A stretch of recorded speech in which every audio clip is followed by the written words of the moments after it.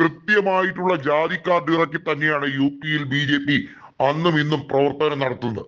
വികസനത്തെക്കാൾ എപ്പോഴും മതത്തിന് പ്രാധാന്യം കൊടുക്കുന്ന രീതിയിലാണ് BJP UP-യിൽ എല്ലാ കാലത്തും ക്യാമ്പയിൻ ചെയ്തിട്ടുള്ളത്. UP-യിൽ 2012 ആവർത്തിക്കുമെന്ന് അഖിലേഷ് യാദവ് പറയുന്നത് അതുകൊണ്ടാണ്. 2012-ലെ ഫലം എങ്ങനെയാണ്? വളരെ കൃത്യമായി നോക്കൂ. 224 സീറ്റുകളാണ് അന്ന് സമാജ്വാദി പാർട്ടി തൂത്തുവാരിയത്. ബഹുജൻ സമാജ് പാർട്ടി 79 സീറ്റിൽ ഒതുങ്ങിയപ്പോൾ BJP 47 സീറ്റുകളിൽ ഒതുങ്ങുകയായിരുന്നു. കൃത്യമായിട്ടുള്ള കണക്ക് വിവരങ്ങൾ, ഡേറ്റകൾ പുറത്തു വരുമ്പോൾ ലോക്സഭാ സീറ്റിലെ ലീഡ് നില അനുസരിച്ചാണെങ്കിൽ നിയമസഭയിൽ സമാജ്വാദി പാർട്ടി സഖ്യം അധികാരത്തിൽ എത്തേണ്ട സമയമായി കഴിഞ്ഞിരിക്കുന്നു. 2027, അതായത് കൃത്യം 15 കൊല്ലങ്ങൾക്ക് ശേഷം സമാജ്വാദി പാർട്ടിയുടെ തിരിച്ചുവരവായിരിക്കുമെന്ന് എല്ലാ കണക്കുകളും വ്യക്തമാക്കുന്നുണ്ട്. സമാജ്വാദി പാർട്ടിയെ നയിക്കുന്നത് അഖിലേഷ് തന്നെയാണ്, അതിനകത്ത് ഒരു ചോദ്യമില്ല.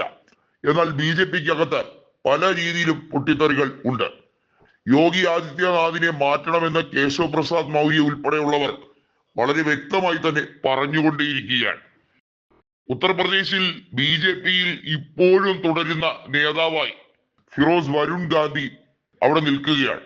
വരുൺ ഗാന്ധിയെ സംബന്ധിച്ചിടത്തോളം BJPയെ തകർക്കാൻ ഏതൊക്കെ മാർഗങ്ങൾ ഉപയോഗിക്കാം അതെല്ലാം ചെയ്യാൻ യാതൊരു മടിയുമില്ല എന്ന് BJPക്കാർ തന്നെ പറയുന്നുമുണ്ട്. കഴിഞ്ഞ തവണ അദ്ദേഹത്തിന് പിലിഭിറ്റ് ലോക്സഭാ സീറ്റ് മത്സരിക്കാൻ പോലും കൊടുത്തില്ല. അത് മാത്രമല്ല, മേനക ഗാന്ധിക്ക് സുൽത്താൻപൂരിൽ ദയനീയമായ പരാജയം ഏറ്റുവാങ്ങേണ്ടിയും വന്നു. നിലവിൽ കോൺഗ്രസ് കുടുംബവുമായി അകന്നു നിൽക്കുന്നു എന്നത് മാത്രമാണ് വരുൺ ഗാന്ധിയുടെയും മേനകയുടെയും കാര്യത്തിൽ BJP കാണുന്ന ഏക ആശ്വാസം. ഡിവൈഡ് ആൻഡ് റൂൾ ഭരണം ബ്രിട്ടീഷുകാർ എങ്ങനെ നടത്തി, അതിന്റെ ഏറ്റവും ഉച്ചസ്ഥായിലാണ് BJP ഇപ്പോഴും പ്രവർത്തനം നടത്തുന്നത്. നിരവധിയായ ദേശീയ വിഷയങ്ങളിൽ നിന്നും ശ്രദ്ധ മാറ്റിയെടുക്കുവാൻ വേണ്ടി BJP ആവുന്നത്ര ശ്രമിച്ചു നോക്കുന്നുണ്ട്. അയോധ്യ രാമക്ഷേത്രത്തിലെ കാട്ടുകൊള്ള, പകൽക്കൊള്ള, അത് ജനസമക്ഷം അവതരിപ്പിച്ച് അത് വോട്ട് ബാങ്കാക്കി മാറ്റിയെടുക്കാൻ സമാജ്വാദി പാർട്ടി നടത്തുന്ന പ്രവർത്തനങ്ങൾ, അതുപോലെ തന്നെ അയോധ്യയിലെ MP സമാജ്വാദി പാർട്ടിയുടെ നേതാവാണ് എന്നുള്ളതും ഉൾപ്പെടെ BJPയെ വല്ലാതെ പൊറുതിമുട്ടിക്കുന്നുണ്ട്. ഇക്കഴിഞ്ഞ ഉപതെരഞ്ഞെടുപ്പിലെ റിസൾട്ടുകൾ അതുപോലും BJPയെ വല്ലാതെ അസ്വസ്ഥപ്പെടുത്തുന്നുണ്ട്. അതായത് BJPയെ തോൽപ്പിക്കാൻ അത്ര ബുദ്ധിമുട്ടുള്ള കാര്യമല്ല എന്നുള്ളത് ജനങ്ങൾക്ക് മനസ്സിലായി തുടങ്ങിയാൽ പിന്നെ അവർക്ക് പിടിച്ചു നിൽക്കാൻ കഴിയില്ല. അമിത്ഷായും നരേന്ദ്രമോദിയും കൂടി കെട്ടിവെച്ചിരിക്കുന്ന ഈ സ്വപ്നതുല്യമായ കോട്ട പൊളിച്ചെടുക്കാൻ സമാജ്വാദി പാർട്ടിക്ക് ലോക്സഭാ തെരഞ്ഞെടുപ്പിൽ കഴിഞ്ഞെങ്കിൽ നിയമസഭാ തെരഞ്ഞെടുപ്പിൽ അത് എന്തുകൊണ്ട് ആവർത്തിച്ചൂടാ? അതാണ് ഏറ്റവും വലിയ ചോദ്യം. സഖ്യകക്ഷിയായ കോൺഗ്രസിന് എത്ര സീറ്റ് കൊടുക്കണം എന്നുള്ള കാര്യത്തിൽ മാത്രമാണ് സംശയം.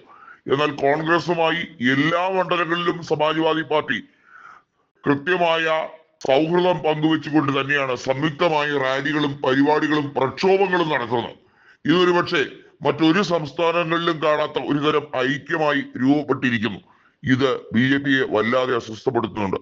കാരണം BJP അവിടെ ഭരിക്കുന്ന ഒറ്റയ്ക്കാണ്. അപ്നാദൾ എന്ന പാർട്ടി സഖ്യവുമായി ഉണ്ടെങ്കിലും അതിന് നാമമാത്രമായ ഒരു പ്രാതിനിധ്യം മാത്രമേ ഉള്ളൂ.